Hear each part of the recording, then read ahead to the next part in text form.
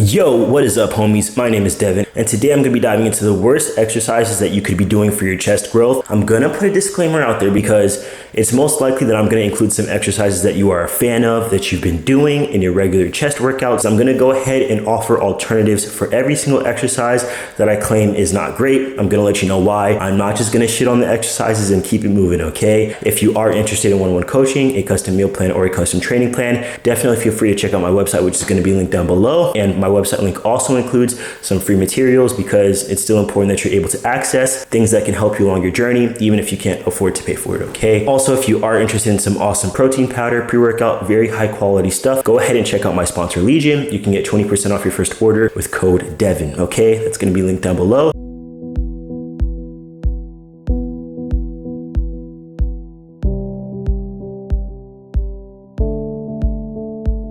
I'm gonna start this list off with a banger. I think that bench press, regular barbell flat bench pressing sucks, literally sucks for building up your pecs. Now, if you've been following me for a good minute, you know that I used to be a very big advocate of flat bench pressing, and that's because I was lifting with my ego, not with my brain. Number one, mind-muscle connection. It's pretty freaking hard to establish a good mind-muscle connection with bench press. Truthfully speaking, you could say, oh, I can feel my chest on bench press. You either have to move slow as hell, like slow as a sloth, to really feel the eccentric, or you have to squeeze your life away on the concentric. Now, it's also very hard to remove your ego from flat bench pressing, okay? It very often turns into a powerlifting style of an exercise as opposed to a bodybuilding style of exercise. You're probably gonna be chasing numbers, okay? And whenever we're chasing numbers and we're not focusing solely on time under tension and progressing with proper mechanics to bring your muscles to their full range of motion. And the last reason why bench press is not great, there's only so much weight you can add before you start to put your rotator cuffs in an unsafe position, before you start to just jerk weight around, right? Now, I would say that a very, very good substitute for flat bench press, and one that I myself have been doing for the past 2 years since my chest growth has really taken off after top surgery, is Smith machine bench press, okay? You can do this at an angle, you can do this incline, you can do this, moderate incline. 9 times out of 10, when somebody comes to me with a rotator cuff issue, it's either because they've been doing bench press incredibly wrong or dips or something like that. So there are other exercises that are pretty similar that you can just get more out of, okay? But the Smith machine is a piece of equipment that, again, our egos take over and we convince ourselves,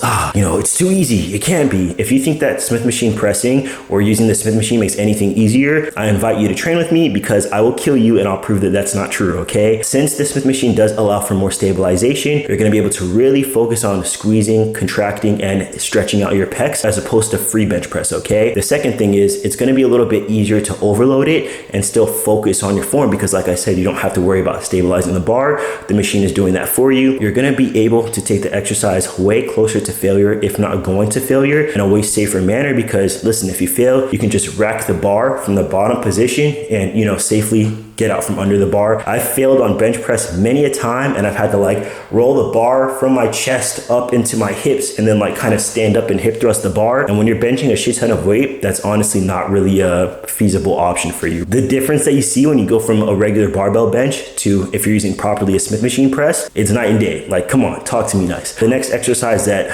I really think sucks for your chest development is hex pressing. Now, I know that a hex press is a popular one because you can feel a really good contraction because your elbows are so tucked in, your pecs are naturally going to be in this squeezed position. But in all actuality, a very important factor of an exercise being productive is ability to overload the press, okay? Now, getting the dumbbells in the position to actually have them close for the squeeze press, hex press, squeeze press, same thing, different name, okay? Getting the dumbbells actually in this position to squeeze is gonna become very difficult the stronger you get. For a regular dumbbell press, you can stretch your pecs out like this, as opposed to for a hex press, there's only so far your elbows can go before there's no tension on your pecs. So I do suggest doing a regular dumbbell press if you wanna do it incline, if you wanna do it flat, whatever. A regular dumbbell press is gonna be way better than a hex press because you get a way better stretch on your pec. Also, it's gonna be way easier to overload in the long term because you're not doing this weird squeezing them together as you bring the weight down sort of thing, okay? Now, the next exercise is probably gonna be every trans masculine's favorite exercise. I'll give you guys a second to guess.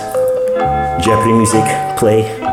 Okay, Push-ups. I do not think that push-ups are the best way to spend your time, and I will most likely not program push-ups for someone unless they special request it because they have some soul attachment to push-ups and they really want to see it progress, or if they're working from home with very minimal equipment, okay? Now, push-ups are an exercise where, remember, if you're paying attention earlier in the video, it becomes very hard to progressively overload. Can you do a bunch of sets with a bunch of reps to apply progressive overload? Sure, but that's not the best way to spend your time if you have access to other equipment. Also, with push-ups, it becomes very hard to apply more weight, okay? Adding a 45-pound plate to your back is fucking hard. Trust me, I've tried to do it. It's very, very hard. Getting into that position is difficult. How many 45-pound plates can you add to your back before it just becomes stupid? That's the first thing. The second thing is going to be failure. Going to failure on push-ups with weight added to your back is pretty dangerous because you could just literally collapse and crush yourself under the weight. Again, I speak from experience. So I just don't think that the juice is worth the squeeze when it comes to that exercise. And I would say in replacement of a push-up, we can go for a regular flat machine press. Every time I see someone do this exercise in the gym, I kind of scratch my head because I'm like, bro, why are you doing this? Like, we're not in our home gyms. Like, we're not working with minimal equipment. Why are you wasting your time like this? It's going to be a standing dumbbell fly. This has got to be the least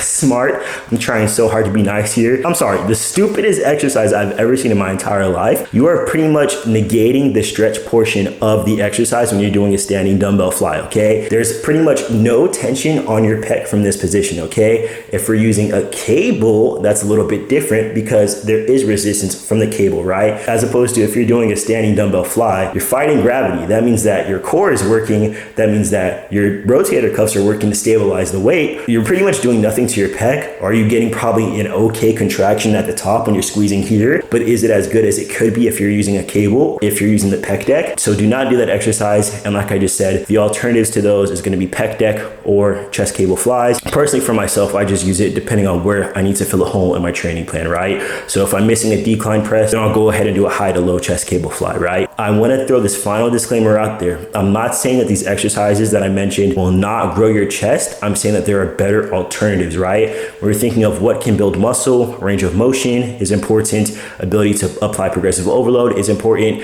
and safety is important, okay? So those are all the variables that I kept in mind when I did go ahead and lay out these exercises, right? Now, I think I'm going to make this a series. So if there's any muscle group that you want to know which exercises are the worst to grow those muscle groups, definitely drop that down in the comments. If you do not yet follow me on Instagram, definitely check it out. It's at DVNSPRS, but I'm also going to link it down below. And like I always say, Devin loves you, Devin's a Dawn, and Devin is out of here, boy.